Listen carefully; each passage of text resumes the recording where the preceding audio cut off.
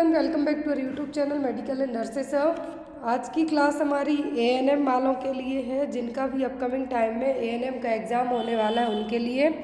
बहुत सारे लोगों की रिक्वेस्ट थी कि एएनएम वालों की क्लासेस है जो कंडक्ट नहीं हो पा रही हैं, बट ऐसा बिल्कुल भी नहीं है। जैसा मैंने आपसे 1 मंथ पहले प्रॉमिस किया था कि एएनएम वालों के लिए भी जितना पॉसिबल होगा उतना आपको कंटेंट प्रोवाइड करवाया जाएगा।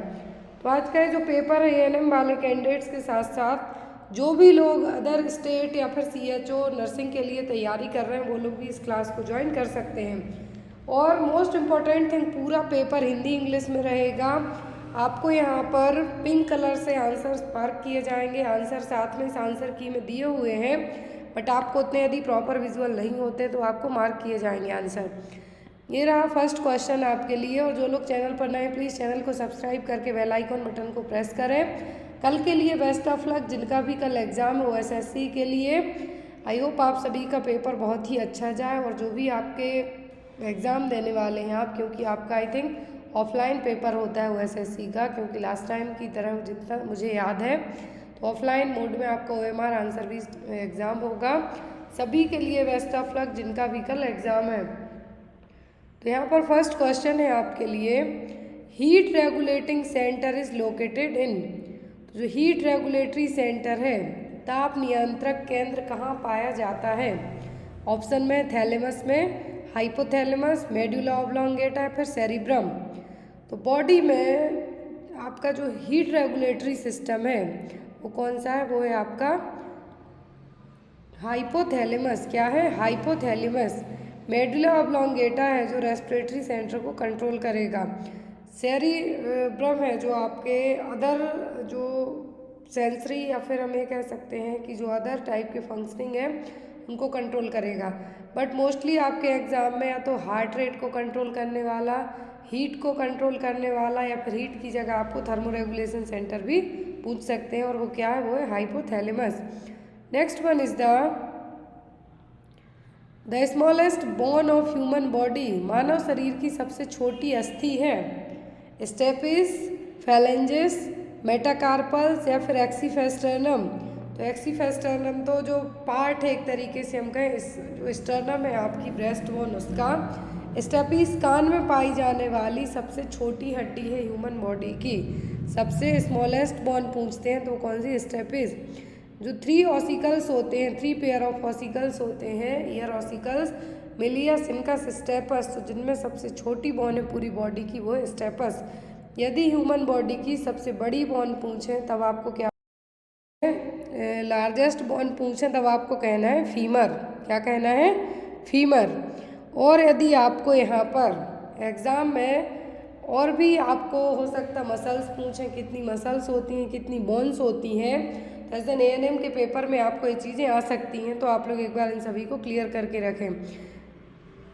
नेक्स्ट वन है यहाँ पर आपका question, the function of fallopian tube is. Fallopian tube का फंक्शन क्या है? Secretion of oestrogen and progesterone, passage way for foetus, occurrence of fertilisation या फिर डेवलपिंग फीटस। तो ये काम किसका है? यहाँ पर ये देखिए पूरे चारों ऑप्शन दिए हुए हैं, हिंदी में हैं सभी ऑप्शन। सबसे पहली चीज़ कि फैलोपियन ट्यूब और यूटेराइन ट्यूब जिसको हम कहेंगे, तो ये जो फर्स्ट ऑप्शन है कि एस्ट्रोजन और प्रोजेस्ट्रॉन को रिलीज करने का काम ओवरी करती है। पासेज वे फॉर फीटस, भ्रूण को रास्ता प्रदान करना, तो ये रास्ता प्रदान करने का काम आपका सर्विक्स करेगा। अकरेंस ऑफ फर्टिलाइजेशन या फिर डेवलपिंग फीटस, फीटस का डेवलपमेंट यूट्रस में होता है, ना कि फैलोपियन ट्यूब में। फैलोपियन ट्यूब में कुछ रेयर जैसे कि एक्टोपिक प्रेगनेंसी उसमें होता है। तो फैलोपियन ट्यूब का जो एम्पुला पार्ट है जहाँ पर फर्टिलाइजेशन की प्रोसेस होती है, तो फैलोपियन ट्यूब का मेन फंक्शन यहाँ पे क्या है? Occurrence of fertilisation. Next one is normal respiration of healthy person is. एक वयस्क में स्वस्थ श्वसन दर कितनी होती है? 5 to 10 पर मिनट, 10 to 15 पर मिनट, 15 to 20 पर मिनट, या फिर 20 to 30 पर मिनट। तो एक हेल्दी पर्सन, एक एडल्ट हेल्दी पर्सन में जो आपकी रेस्पिरेटरी रेट होती है 15 से 20। कितनी? 15 से 20 बढ़ जाए तो टैकिपनिया, घट जाए तो bradypnoea. Clear. Next one is the kidney is situated. Kidney कहाँ पे होती है? एब्डोमिनल कैविटी में, पेल्विक कैविटी में, थोरासिक कैविटी की डोर्सल कैविटी। सबको पता है किडनी कहाँ पे होती है? एब्डोमिनल कैविटी में। नेक्स्ट वन है यहाँ पर आपका question, the number of chambers in human heart है। देखिए यहाँ पर आपको ह्यूमन हार्ट पूछा है। कभी कभी फिश के जो हार्ट है, मछली के हृदय में कितने कक्ष होते हैं वो भी पूछ सकते हैं। एग्जाम में आपको आया हुआ है, एक बार CHO के पेपर में आया था।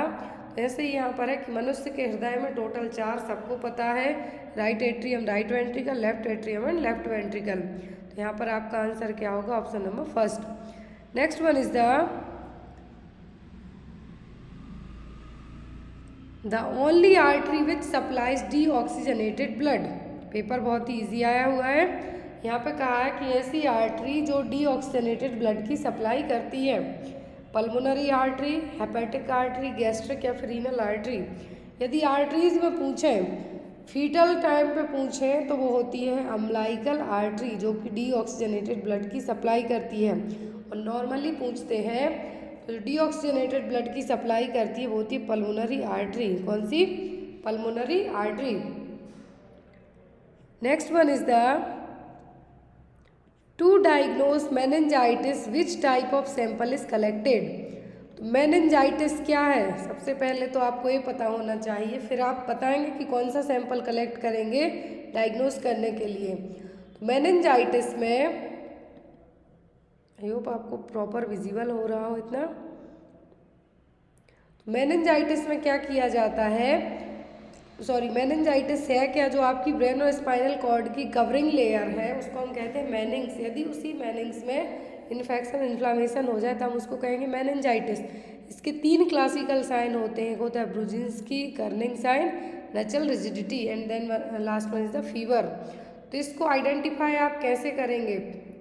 यूरिन सैंपल से, सेरेब्रोस्पाइनल फ्लूइड सैंपल और CSF से, बोन मैरो या फिर स्टूल से। तो मेनिंजाइटिस में ब्रेन और स्पाइनल कॉर्ड में जब भी कोई प्रॉब्लम आती है तो CSF के थ्रू आप इसको डायग्नोस कर सकते हैं। तो यहाँ पर भी वही चीज़ होगी कि आपका आंसर क्या होगा? Cerebrospinal fluid. Next one is the thermophilic bacteria grow at following minimum temperature. Thermophilic bacteria होते हैं, ये कितने टेम्परेचर पे ग्रो करेंगे? ऑप्शन में 20 degree Celsius, 35 degree Celsius, 55 degree Celsius या फिर 85 डिग्री सेल्सियस। तो यहाँ पर बैक्टीरिया के टाइप हैं यदि हम बात करते हैं तो based on shape, based on temperature के हिसाब से भी, तो अलग अलग टाइप के जो बैक्टीरिया होते हैं। तो ऐसे ही यहाँ पर क्या है? Thermophilic bacteria. थर्मोफिलिक बैक्टीरिया जब टेम्परेचर 45 या फिर 60 के बीच में होता है तभी अच्छी, मिनिमम टेम्परेचर इनको 45 से ज़्यादा ही ज़रूरत पड़ती है। तो बेस्ड ऑन यदि आप हम ऑप्शन की बात करते हैं तो आपका आंसर क्या आएगा यहाँ पर? Option number 55, option number third 55। क्यों? क्योंकि जो थर्मोफिलिक बैक्टीरिया होते हैं इनको एटलीस्ट मिनिमम, तो यदि हम ऑप्टिमम टेम्परेचर की बात करते हैं तो 60 डिग्री सेल्सियस, लेकिन यदि मिनिमम की बात करें हम 45 से ज़्यादा ही जाना चाहिए, 45 से कम नहीं होना चाहिए। और यहाँ पर यदि जो बैक्टीरिया साइक्रोफ्लिक्स होते हैं इनमें हमें 10 से 20 डिग्री टेम्परेचर की ज़रूरत पड़ेगी, और जो मीज़ोफिल्स होते हैं इनमें मॉडरेट टेम्परेचर की, थर्मोफिलिक में 50 से 80 डिग्री सेल्सियस टेम्परेचर की ज़रूरत पड़ेगी। यहाँ पर मिनिमम पूछा है तो कितना होगा? 55 degree Celsius. Next one is the life cycle of malaria parasite was first described bye. तो मलेरिया की लाइफ साइकिल है, ये पहली बार किसने डिस्क्राइब की थी? मलेरिया परजीवी का जीवन चक्र सर्वप्रथम किस वैज्ञानिक ने वर्णित किया था? Ronald Ross, Robert Koch, Louis Pasteur, Banting and Best. Malaria parasite की जो लाइफ साइकिल है ये पहली बार इसकी खोज की थी रोनाल्ड रॉस ने। किसने? रोनाल्ड रॉस ने। Next one is I hope आपको पेपर पूरा प्रॉपर विजिबल हो रहा हो। कोई डाउट हो यदि तो आप लोग प्लीज़ कमेंट बॉक्स में कमेंट करना, और यदि आपके डाउट यूट्यूब पे सॉल्व नहीं हो रहे हैं तो आप मुझे व्हाट्सएप पे इसी वीडियो या फिर इसी क्लास का स्क्रीनशॉट भेज सकते हैं कि इस क्वेश्चन में कन्फ्यूज़न है। HIV virus belongs to which of the following group. तो HIV वायरस किस फैमिली से बिलोंग करता है? फ्लेवी, रेट्रो, रैबिडो या फिर हेपेडनो वायरस। तो HIV वायरस बिलोंग करता है किस फैमिली से? रेट्रो वायरस फैमिली से। किससे? रेट्रो वायरस फैमिली से। Next one is in following which is a vector borne disease. तो इनमें से वेक्टर बॉर्न डिसीज कौन सी है? Diphtheria, dengue, tetanus, measles. तो डिप्थीरिया नहीं है, न टिटनस है, न मीजल्स है। डेंगू, क्योंकि डेंगू में जो मॉस्क्यूटो एडिस एगिप्टी होगा, लेकिन वायरस भी यहाँ पे होता है। क्या है? डेंगू वायरस, जो कि ये क्या है? वेक्टर बॉर्न डिसीज कहलाएगी। Next one is which of the following is the antidote for patient with overdose of heparin. यदि मरीज में हेपेरिन का ओवरडोज हो जाता है तो हम एंटीडोट क्या देंगे? प्रोटामिन सल्फेट, विटामिन के, एट्रोपिन सल्फेट या फिर फियोस्टिग्माइन। तो हेपेरिन ओवरडोज होता है तो इसका एंटीडोट होता है प्रोटामाइन सल्फेट। क्या है? Protamine sulphate. यहाँ पर ऑप्शन आपको लग रहा होगा कि 2 बार लिखे हुए हैं, तो यस 2 बार लिखे हैं, लेकिन एक बार हिंदी में और एक बार इंग्लिश में। Next one is the paracetamol drug is a. Paracetamol किस टाइप की ड्रग है? एंटीपायरेटिक, एंटीटसिव, एंटी एस्थमेटिक या फिर एंटी एमेटिक। तो यहाँ पर एंटीपायरेटिक का मतलब है फीवर में यूज़ की जाने वाली ड्रग। एंटीटसिव है जो खांसी वगैरह में या फिर एलर्जी में यूज़ की जाती है। एंटी एस्थमेटिक जिनको अस्थमा है उनको यदि जो वैसोकॉन्स्ट्रिक्शन हो गया है तो उसको डायलेट करने में यूज़ की जाएंगी। एंटी एमेटिक वॉमिटिंग को ट्रीट करने में यूज़ की जाएंगी। तो यहाँ पर एंटीपायरेटिक क्या है? Paracetamol. Next one is the morphine is Contra indicated in. तो मॉर्फिन किस केस में कॉन्ट्रा इंडिकेट है? एंजाइना में, ब्रोंकियल अस्थमा में, पैंक्रेटाइटिस में कि मायोकार्डियल इन्फाक्शन में। तो मॉर्फिन कभी भी ब्रोंकियल अस्थमा के मरीज में नहीं दी जाती है। आपको दिमाग में ये चीज़ सेट करके रखना है। मॉर्फिन कॉन्ट्रा इंडिकेटेड होती है ब्रोंकियल अस्थमा के मरीज में। Clear? Next one is teaspoonful medicine is equal to. तो 1 टीस्पून फुल मेडिसिन किसके बराबर है? 2 ml, 3 ml, 5 ml या फिर 10 ml। तो 1 टीस्पून किसके इक्वल होती है? 5 ml के। किसके? 1 teaspoon full equal to 5 ml। Next one is the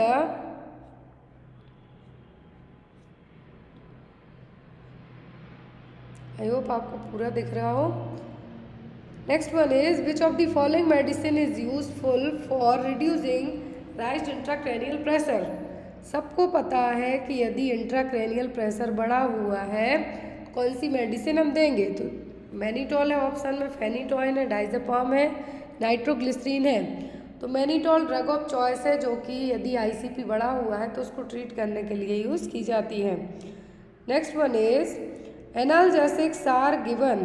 तो जो एनाल्जेसिक्स हैं कब दिए जाते हैं? To relieve pain, to go give rest, to induce sleep, to destroy pathogenic micro organism. Micro organism को डिस्ट्रॉय करने के लिए एंटीबायोटिक्स दी जाती हैं। स्लीप को इंड्यूस करने के लिए सेडेटिव्स दे सकते हैं।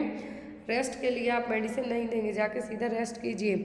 To relieve the pain, analgesics का यूज़ किया है पेन से रिलीफ देने के लिए। Next one is the Guillain-Barré syndrome is a disease of which of the following। तो Guillain-Barré syndrome में किस टाइप की डिसीज है? ब्रेन की, स्पाइनल कॉर्ड की, पेरिफेरल नर्व की, ऑल ऑफ दी अबव। तो यहाँ पर जो Guillain-Barré syndrome है, GBS जिसको हम कहेंगे, इसमें पेरिफेरल नर्व अफेक्ट होती है। कौन सी? पेरिफेरल नर्व अफेक्ट होंगी। Guillain-Barré syndrome एक इम्यून सिस्टम की डिसीज़ है जिसमें आपकी खुद का इम्यून सिस्टम आपकी बॉडी पे अटैक करेगा। तो यहाँ पर आपका जो पेरिफेरल नर्वस सिस्टम है वो सबसे ज़्यादा अफेक्ट होगा। क्या होगा? सबसे ज़्यादा इफेक्ट होगा। तो यहाँ पर आपका आंसर क्या होगा? Option number 3, peripheral nerve. Next is which of the following is not a parameter for Glasgow comma scale. तो ग्लासगो कॉमा स्केल का पैरामीटर कौन सा नहीं है? आई ओपनिंग होता है, पिपिलरी रिस्पॉन्स, वर्बल रिस्पॉन्स या फिर मोटार रिस्पॉन्स। तो ग्लासगो कॉमा स्केल का पार्ट यहाँ पे कौन सा नहीं है? वर्बल रिस्पॉन्स होता है, मोटार रिस्पॉन्स होता है, आई ओपनिंग होता है, लेकिन पिपिलरी रिस्पॉन्स यहाँ पे नहीं होगा। आई ओपनिंग में ही आँखों की आपके कितना खोला, क्या किया, वो सब आ जाएगा। Next one is the rice water stool is the typical finding in case of. Rice water stool किस केस में देखने को मिलेगा? चावल के पानी जैसे दस्त, कोलेरा में, टाइफॉइड में, अल्सरेटिव कोलाइटिस, अमीबियासिस में। तो यहाँ पर अमीबियासिस में तो आपको वाटर ही आएगा। राइस और यदि पी सूप पूछे तो टाइफॉइड होगा। राइस वाटर स्टूल पूछा है तो होगा आपका कोलेरा में। किसमें? कोलेरा और हैजा में। Next one is full form of CPR. तो सीपीआर का फुल फॉर्म होता है cardio pulmonary resuscitation. Cardio pulmonary resuscitation. Next one is the what concentration of sodium chloride in IV fluid is termed isotonic.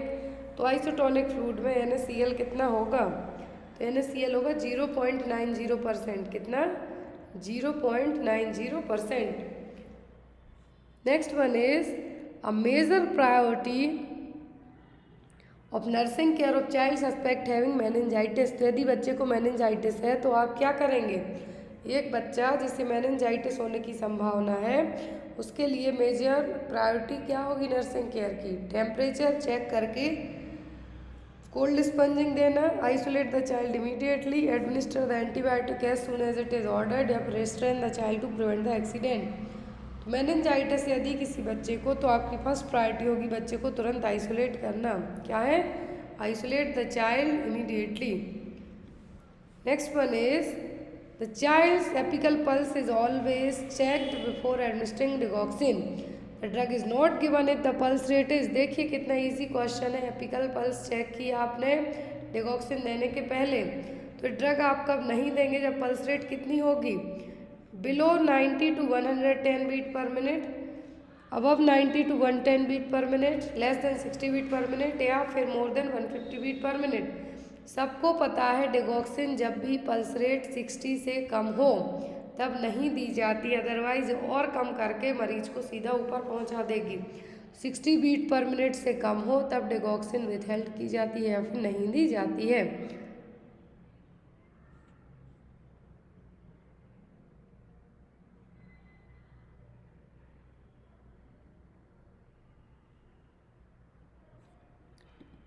Sorry for that, यहाँ पे बच्चे के लिए कहा जा रहा है।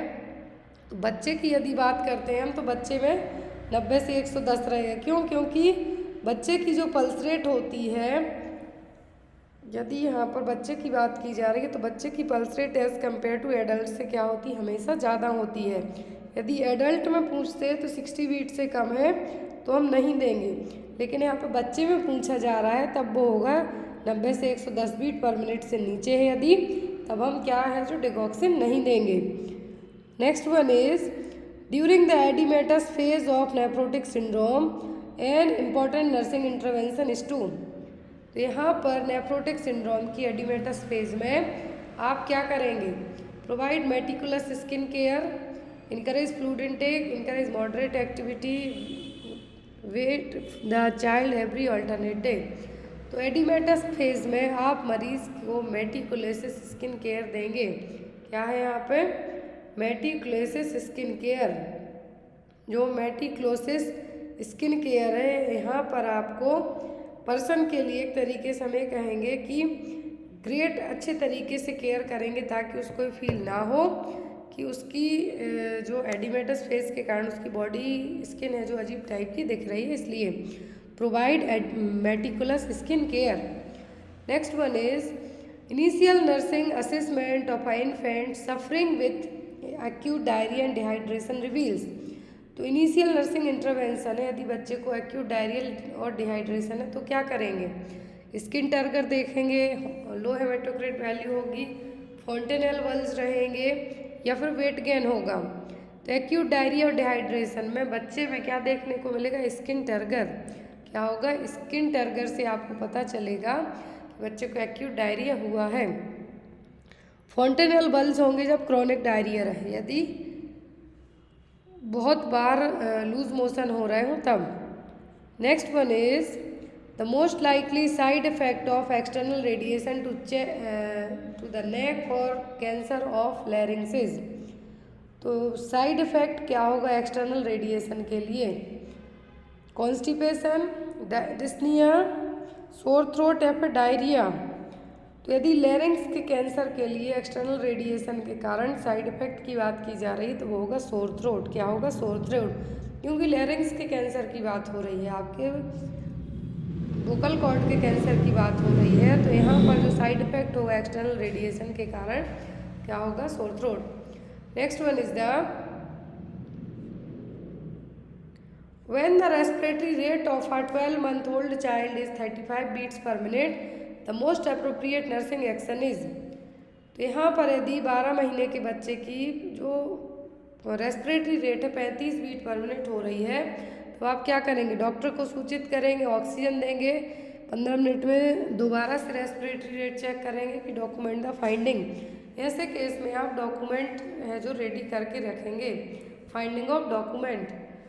Next one is the nursing intervention in thrombophlebitis would be contraindicated.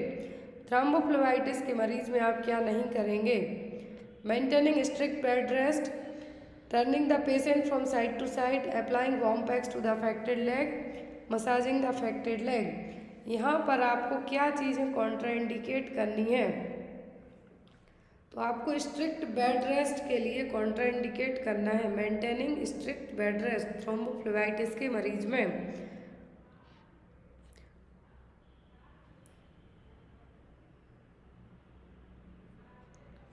Next one is a patient with acute pancreatitis has NG tube for low intermittent suction to prevent. तो यदि एक्यूट पैंक्रेटाइटिस के मरीज के लिए क्या किया जा रहा है, सक्शनिंग किया जा रहा है, तो यहाँ पर एक इसलिए किया जा रहा है क्रॉनिक डिस्टॉर्शन को प्रिवेंट करने के लिए, गैस्ट्रिक रिफ्लक्स के प्रिवेंट करने के लिए, पैंक्रियाटिक स्टिमुलेशन को प्रिवेंट करने के लिए, पेरिस्टाल्सिस के लिए। तो यदि ये पैंक्रेटाइटिस वाले मरीज को एनजी ट्यूब के थ्रू एनजी ट्यूब इंसर्ट की गई है, सक्शनिंग किया जाना है, किससे प्रिवेंट करने के लिए, पैंक्रियाटिक स्टिमुलेशन से प्रिवेंट करने के लिए। Next one is platelets count decrease in. देखिए कितना इजी क्वेश्चन है, प्लेटलेट्स काउंट किस केस में कम हो जाता है, मलेरिया, फाइलेरिया, डेंगू की, टाइफाइड में। सबको पता है डेंगू के मरीज में प्लेटलेट काउंट बहुत फास्ट तरीके से घटना स्टार्ट होता है। Next one is eye padding is applied on unconscious patient to prevent. Unconscious patient में आई पैडिंग का इस्तेमाल क्यों किया जाता है, dryness of eye, blinking of eye, corneal ulcer या फिर आई मूवमेंट के लिए। तो आई पैडिंग यूज़ किया जाता है अनकॉन्शियस पेशेंट में कॉर्नियल अल्सर से प्रिवेंट करने के लिए, किससे, कॉर्नियल अल्सर से प्रिवेंट करने के लिए। Next one is the hepatitis A is caused. तो हेपेटाइटिस ए किससे होगा, due to infected blood transfusion, due to use of contaminated water, due to addiction of drug या due to dialysis. Hepatitis A और E दोनों फीको oral route या फिर contaminated food और water से हो सकते हैं। तो यहाँ पर भी आपका आंसर क्या होगा, due to use of contaminated water. Hepatitis B पूछा तो न्यूरल ब्रेक इंजरी से हो सकता है। सी ट्रांसफ्यूजनल हेपेटाइटिस है। हेपेटाइटिस बी माँ से बच्चे को भी वर्टिकल ट्रांसमिशन के थ्रू भी हो सकता है। Next one is top priority treatment of ventricular fibrillation include. तो वेंट्रिकुलर फिब्रिलेशन के लिए टॉप प्रायोरिटी क्या है, ECG monitoring, proper positioning, CPR या फिर कैथेटराइजेशन। तो वेंट्रिकुलर फिब्रिलेशन जब आपने मूवीज़ में देखा होगा आपको वैसे ज़्यादा याद रहेगा, फिब्रिलेटर से चेस्ट पे करंट लगाते हैं, वही है। तो यहाँ पर पहले क्या प्रायोरिटी ट्रीटमेंट दिया जाता है, तो वो होता है CPR. Next one is in following which disease occur due to deficiency of thiamine. तो थायमिन की कमी के कारण क्या होगा, वेरी पेलाग्रा, एनीमिया या फिर स्कर्वी। तो थायमिन की कमी के कारण क्या होगा? वेरी वेरी, क्या होगा? Very very. नियासिन की कमी से पेलाग्रा होगा, स्कर्वी होगा विटामिन सी की कमी से।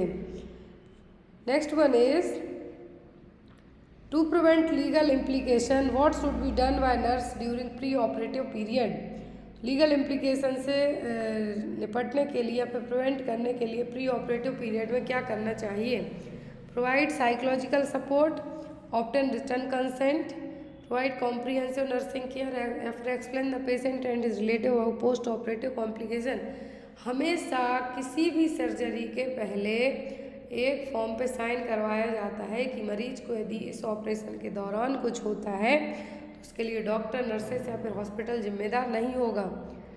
वो कहलाता है ऑब्टेन रिटर्न कॉन्सेंट, लिखित में सहमति लेना। तो यहाँ पर ये क्या किया जाता है? पहले से साइन करवाया जाता है ताकि आप किसी भी लफड़े में फंसने से बचें। Next one is clinical manifestation of anaemia include except. Clinical sign सब कुछ है एनीमिया के, किसी एक को छोड़कर। लो हीमोग्लोबिन लेवल होगा, फटीग होगा, हाइपो एक्टिविटी होगी, लेसिट्यूट होगा। तो यहाँ पर आपका जो आंसर होगा हाइपर एक्टिविटी। एनीमिया वाले मरीज में इतनी हिम्मत नहीं रहेगी कि वो जाकर वो चटकून खेल करें।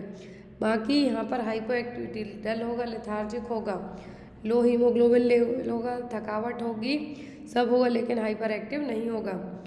Next one is priority basic management of unconscious patient include. तो यदि मरीज अनकॉन्शियस है तो प्रायोरिटी बेसिक मैनेजमेंट क्या होगा? आईवी थेरेपी देंगे, मैनिटॉल देंगे, क्लियरेंस ऑफ एयरवे या फिर pen eight McBurney point. Unconscious person में मरीज बेहोश है तो उसमें आपकी सबसे प्रायोरिटी क्या होगी कि मरीज को जो एयरवे उसको क्लियरेंस करके रखना है। Next one is in oliguria volume of urine is. तो ओलिगोयूरिया में यूरिन की वॉल्यूम कितनी होगी? Less than 100 ml, less than 400 ml, less than 800 ml या फिर एब्सेंस ऑफ यूरिन। तो ओलिगोयूरिया में यूरिन की वॉल्यूम होगी कितनी? Less than 400। एन यूरिया में 100 से भी कम, और जो ओलिगोयूरिया है इसमें 400 ml से भी कम।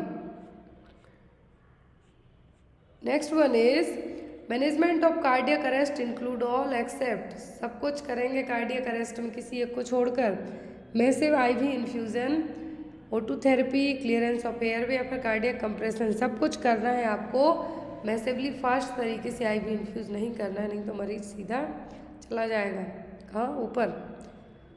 Next is during head injury what is the cause of increase in body temperature. तो हेड इंजरी में यदि सिर पे चोट लगती है तो बॉडी टेम्परेचर बढ़ने का क्या कारण होगा? पॉन्स में इंजरी है, हाइपोथैलेमस में, सेरिबेलम में है कि मेडुला में है? तो जब भी ये क्वेश्चन अलग अलग तरीके से आता है तो फर्स्ट क्वेश्चन था आपको हाइपोथैलेमस की, बॉडी का टेम्परेचर हाइपोथैलेमस रेगुलेट करेगा। अब यदि ब्रेन के किस पार्ट में इंजरी, हेड इंजरी होती है तो बॉडी टेम्परेचर बढ़ेगा, तो वो होगा हाइपोथैलेमस में। किसमें? हाइपोथैलेमस। बैलेंस गड़बड़ाता। Next one is what is the cause of anaemia in chronic renal failure. Chronic renal failure के मरीज में एनीमिया होने का क्या कारण है? Decrease erythropoietin, haemolysis, production of immature RBC या फिर इनएप्रोप्रिएट रीनल फंक्शनिंग। तो यदि मरीज को लंबे टाइम से रीनल फेलियर की सिचुएशन है तो इसका मेन रीज़न है एरिथ्रोपोइटिन की कमी। क्या है? एरिथ्रोपोइटिन की कमी। Next is in following which is not a cause of hypokalemia. Hypokalemia का कारण कौन सा नहीं है? Vomiting, potassium wasting diuretics, aldosteronism, फिर रीनल फेलियर। तो हाइपोकैलेमिया का कारण कौन सा नहीं है? हाइपोकैलेमिया का मतलब होगा लो पोटेशियम लेवल। क्या है? लो पोटेशियम लेवल। अब आपके शरीर में जब पोटेशियम का लेवल कम होगा तो आपके लिए क्या होगा? मसल क्रैम्प्स होंगे, फटीग होगी, थकावट होगी, हार्ट रिदम में एबनॉर्मलिटी देखने को मिलेगी। लेकिन यहाँ पर आपको किडनी फेलियर के कारण देखने को नहीं मिलेगा। Next one is painful menstruation is termed as. तो पेनफुल मेंस्ट्रुएशन के लिए कहा जाता है डिसमेनोरिया। एमनोरिया का मतलब है एब्सेंस ऑफ मेंस्ट्रुएशन, मेनोरेजिया का मतलब बहुत ज़्यादा ब्लीडिंग होना। नेक्स्ट वन इज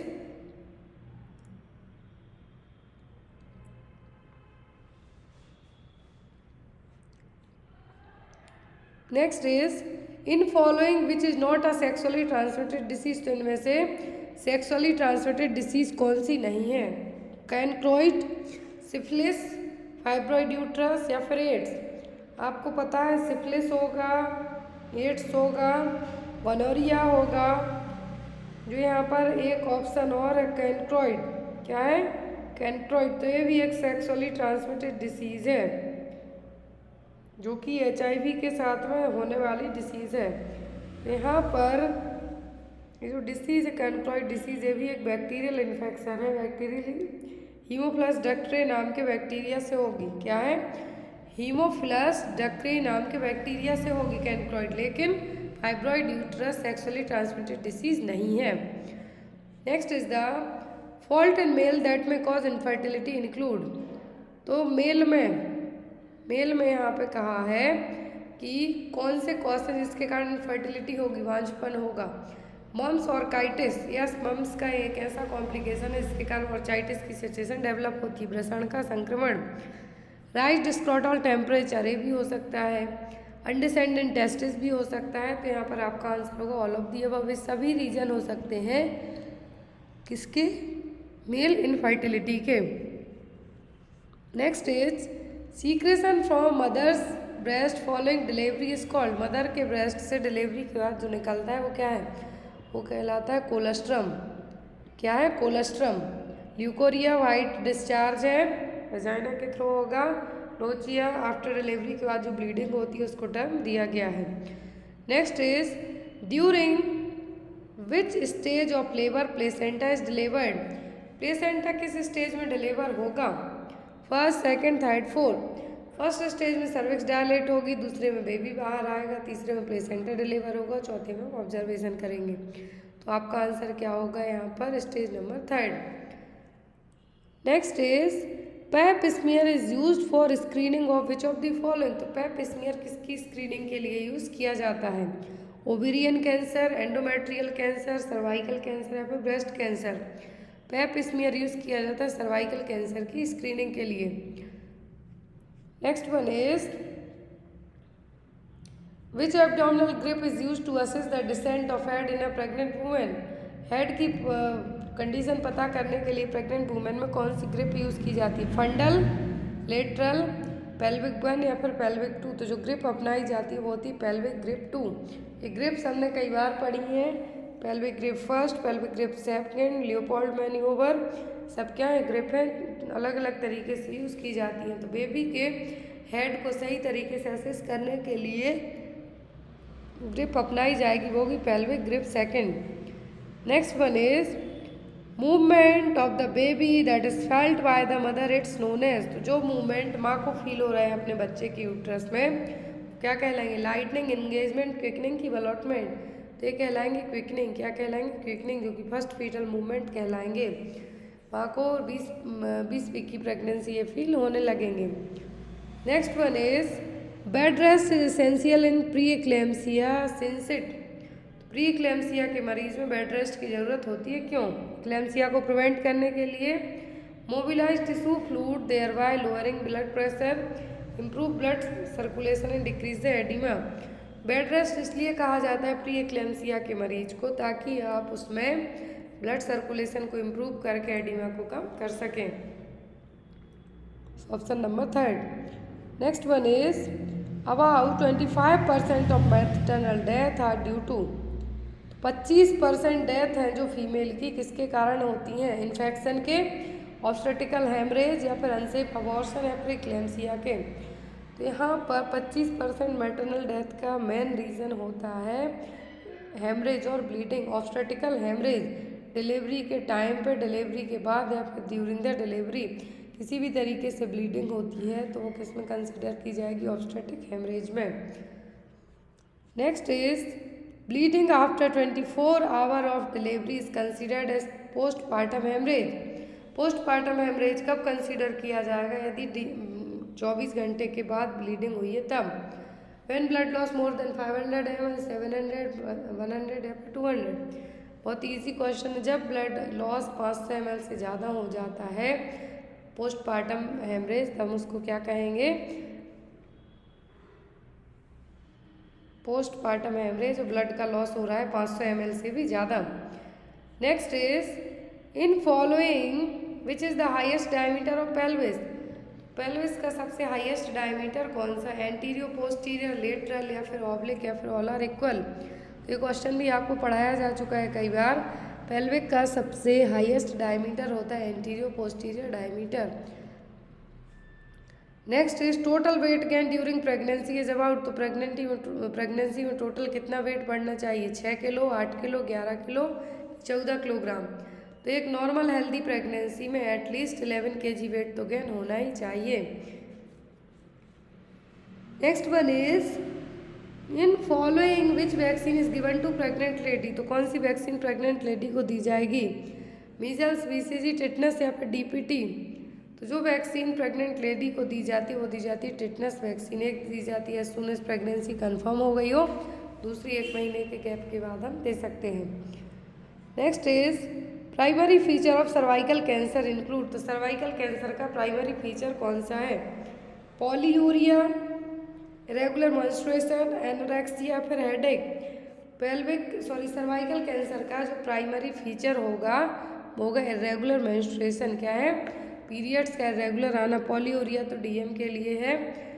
तो यहाँ पर जो सर्वाइकल कैंसर के लिए प्राइमरी फीचर है, प्राइमरी साइन है, वो होगा इरेगुलर मेंस्ट्रुएशन। नेक्स्ट है यहाँ पर आपका question, total number of antenatal visit bye pregnant lady should be at least. ये क्वेश्चन हमने आपको कल भी बताया था। तो एंटीनेटल विजिट कितना चाहिए एक प्रेग्नेंट लेडी को, 2, 3, 1 या फिर 5। तो जब भी ऑप्शन में 4 हो तो आप उसको मार्क कीजिए, या फिर 4 की जगह 3 है, 3 को मार्क कीजिए। मैंने आपको कल की जो क्लास ली थी जिसमें आपको एक पेपर सॉल्व करवाया था, आप जाके देखिए ज़रूर। उसमें आई थिंक फर्स्ट क्वेश्चन था उस पेपर का कि टोटल एंटीनेटल विजिट कितनी करनी चाहिए, 4 करनी चाहिए, मिनिमम 4। लेकिन जब ऑप्शन में 3 हो तो आप 3 को मार्क कर सकते हैं। Next one is the commonest complication of IUD insertion. IUD insert करने के कॉमन कॉम्प्लिकेशन क्या है, पेन, ब्लीडिंग, परफोरेशन या फिर एक्टोपिक प्रेगनेंसी। फर्स्ट और कॉमन कॉम्प्लिकेशन होता है ब्लीडिंग। क्या है, bleeding. Second one is the pain. यदि आपको इस तरीके से ऑप्शन आते हैं एग्जाम में तो आप ब्लीडिंग को मार्क कीजिए, सेकेंडरी पूछे तो pain. Next one is fertilisation occurs in. तो फर्टिलाइजेशन कहाँ पे होता है, यूट्रस में, फैलोपियन ट्यूब में, पेल्विस में कि वेजाइना में। तो फर्टिलाइजेशन होता है कहाँ पर, फैलोपियन ट्यूब के एम्पुला पार्ट में, यूट्रस में यहाँ पर इम्प्लांटेशन होगा। Next one is the in following which is the main cause of PID। Pelvic inflammatory disease का मेन कॉज क्या है, abruptio placenta, placenta praevia, ectopic pregnancy या फिर पोस्टपार्टम हेमरेज। तो यहाँ पर पेल्विक इन्फ्लामेटरी डिसीज का जो मेन रीज़न होगा वो होगा लंबे टाइम तक पोस्टपार्टम हेमरेज का चलना, PPH। Next is during +2 station position of foetal head is. Foetal head की कितनी पोजीशन होगी जब +2 स्टेशन पोजीशन हो, below ischial spine, above ischial, behind ischial या just above the pelvic inlet. तो यहाँ पर आंसर होगा आपका बिलो स्चियल स्पाइन। क्या है, बिलो स्चियल स्पाइन। हमने 1 वीक पहले की जो क्लास ली थी उसमें आपको स्टेशन के बारे में पढ़ाया था, क्या पोजीशन, कितने बाहर आएगा बेबी, किस तरीके से आएगा, वो सब आपका। तो ड्यूरिंग +2 स्टेशन में position of foetal head is below ischial spine. Next is which of the following fontanelle in child is the first to close. सबसे पहले कौन से फॉन्टेनेल क्लोज होते हैं, फ्रंटल, ऑक्सीपिटल, स्फेनॉइड की मास्टॉइड। सबसे पहले क्लोज होते हैं ऑक्सीपिटल।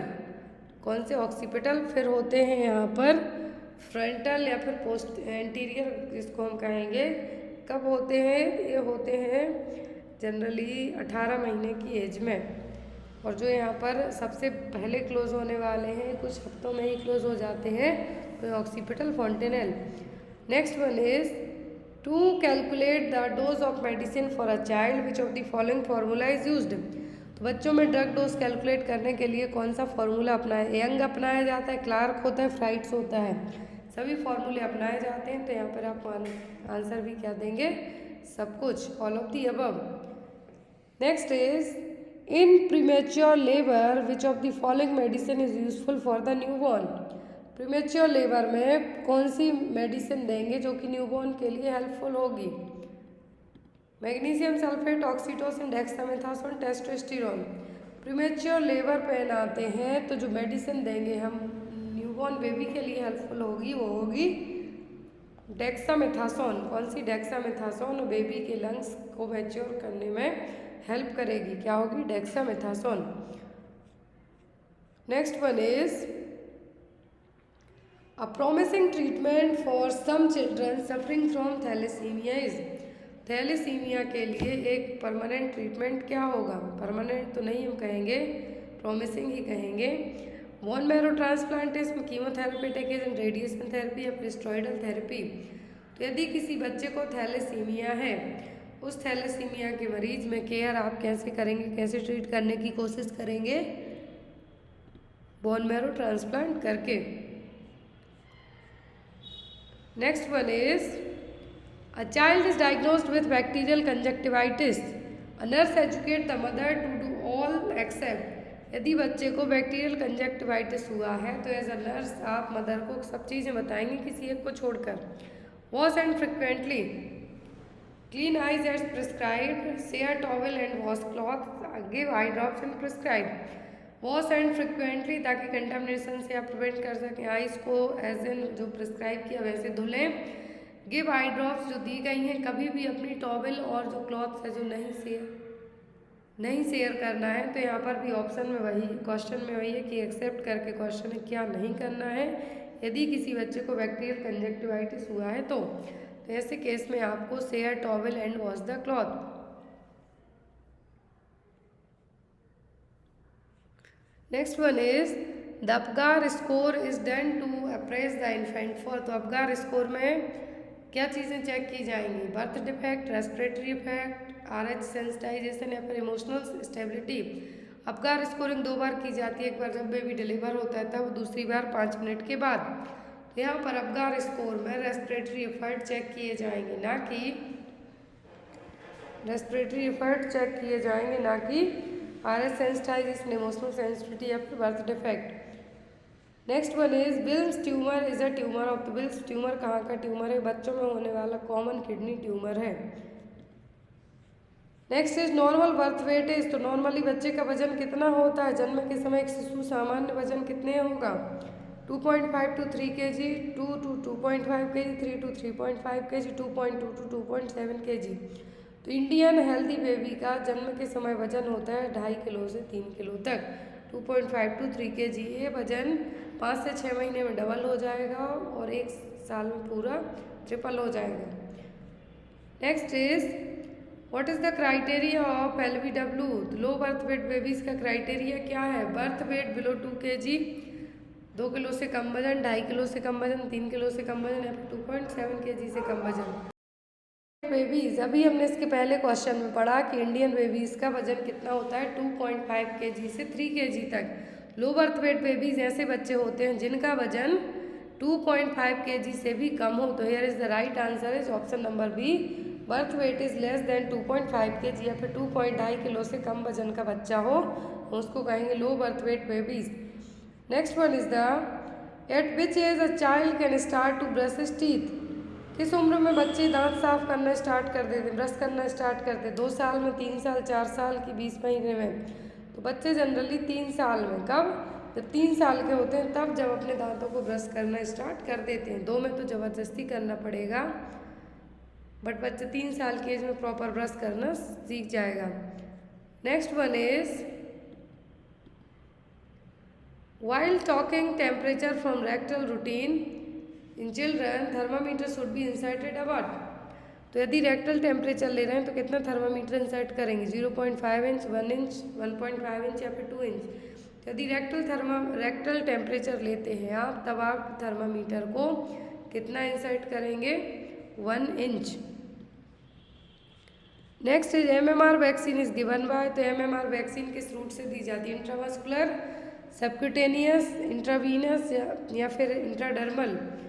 तो जो MMR वैक्सीन है दी जाती है सबक्यूटेनियस रूट से। किससे?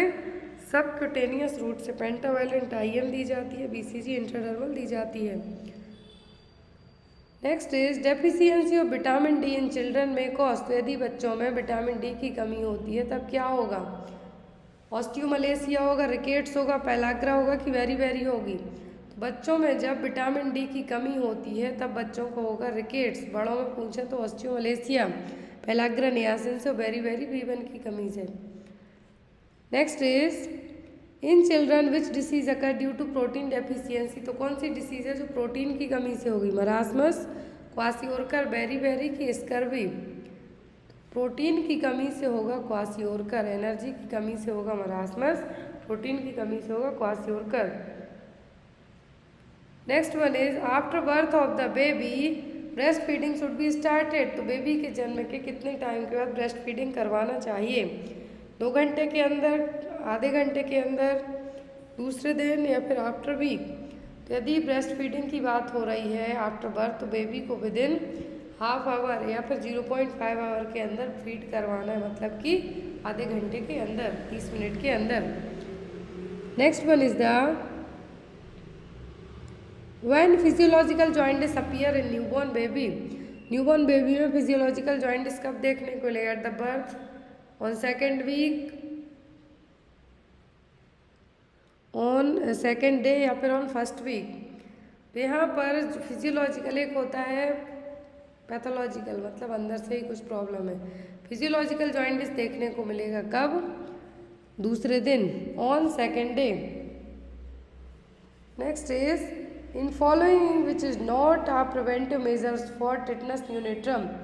Tetanus ophthalmic neonatorum, tetanus neonatorum क्या होते हैं? तो इसके लिए क्या यूज़ किया जाता है? TT vaccine, follow the 5 clean rule, TT immunisation during reproductive age, या फिर penicillin antibiotic.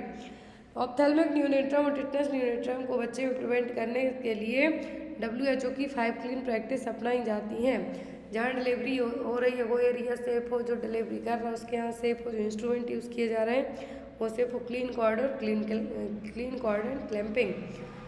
Next one is causative organism of chicken pox. तो चिकन पॉक्स का कॉजेटिव एजेंट क्या है? Paramyxo virus, varicella zoster, herpes simplex या फिर बॉर्डेटेला पर्टिसेस। ये सभी वायरस किसी न किसी डिसीज को कॉज करने के लिए हेल्पफुल है। तो यहाँ पर चिकन पॉक्स के लिए क्या है? Varicella zoster virus.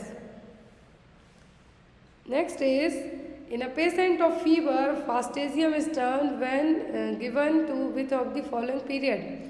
फास्टेजियम टर्म कब अपनाया जाता है? ऑनसेट ऑफ फीवर हो, मतलब कि बुखार आना शुरू हुआ हो, जब तापमान अधिकतम अस्थायी हो, when the body temperature is gradually returning to normal, या when body temperature suddenly returning to normal। फास्टेजियम का मतलब होगा कि एक पीक लेवल तक टेम्परेचर पहुंच के वहीं पे स्टॉप हो जाए, रिमेन हो जाए, तो वो क्या कहलाएगा? Fastigium. Next is which of the following disease is not transmitted by airborne droplets। कौन सी डिसीज है जो कि एयरबॉर्न ड्रॉपलेट्स से नहीं होगी? मीजल्स, चिकन पॉक्स, पोलियोमाइलाइटिस या फिर TB? खसरा, छोटी माता, पोलियो, तपेदिक। तो एयरबॉर्न जो नहीं है वो होगी आपकी यहाँ पर क्या? पोलियो। क्या है? पोलियो। डायरेक्ट फीकोरल रूट के थ्रू ट्रांसमिट होगा। एयरबॉर्न में खसरा हो सकता है, छींकने खांसने से छोटी माता आ सकती है, TB हो सकता है, लेकिन पोलियो नहीं होगा। Next is WHO established by. तो WHO की स्थापना हुई थी कब? 7 अप्रैल 1948 को।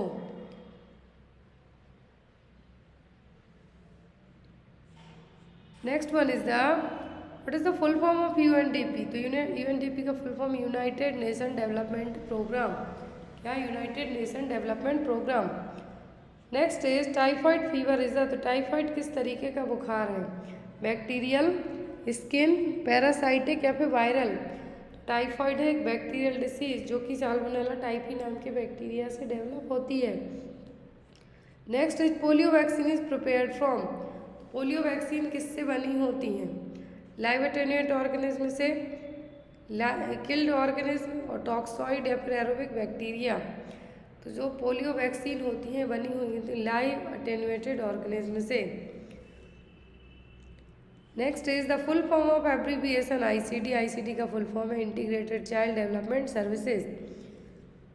Next is Community health nurse explains a new diagnosed diabetes mellitus patient that the purpose of medication is to treat. यदि आप किसी मरीज को यदि क्या है न्यू डायग्नोस्ड हुई है डायबिटिक शुगर की बीमारी हुई है तो आप क्या चीज़ें समझाएंगे कि हाइपोग्लाइसीमिया, हाइपरग्लाइसीमिया, हाइपोकैल्सीमिया या फिर हाइपोब्लिरूबिनेमिया। तो कम्युनिटी हेल्थ नर्स एक्सप्लेन करेगी जिसको नई नई डायबिटीज़ हुई है कि आपको अपनी मेडिकेशन स्टार्ट क्यों करना है ताकि आपको हाइपरग्लाइसीमिया से बचाया जा सके, आपका ब्लड शुगर लेवल बहुत ज़्यादा हाई ना हो, उससे प्रिवेंट करने के लिए। Next one is which is the most appropriate time of IUD insertion. तो आईयूडी इंसर्शन का मोस्ट अप्रोप्रिएट टाइम होगा कौन सा? ड्यूरिंग और with in 10 days of menstruation. तो यहाँ पर आपका सही आंसर यही होगा, ऑप्शन में है about the midst of the cycle just before menstruation at any time of menstruation. IUD insert करने का सबसे अच्छा तरीका होता है ड्यूरिंग और with in 10 days of menstruation, या तो पीरियड्स आने के 10 दिन पहले या फिर 10 दिन बाद। Next is the type of BCG vaccine. तो बीसीजी वैक्सीन किस तरीके की वैक्सीन है? किल, ट्रिपल, लाइव या फिर कंबाइंड। तो डीपीटी वैक्सीन है लाइव अटेन्यूएटेड वैक्सीन। कौन सी? Live attenuated vaccine. Next is WHO-RS packets includes all the following except. WHO का जो RS पैकेट होता है उसमें सोडियम क्लोराइड होगा, पोटेशियम क्लोराइड होगा, सोडियम बाइकार्बोनेट होगा, लेकिन कैल्शियम कार्बोनेट नहीं होगा।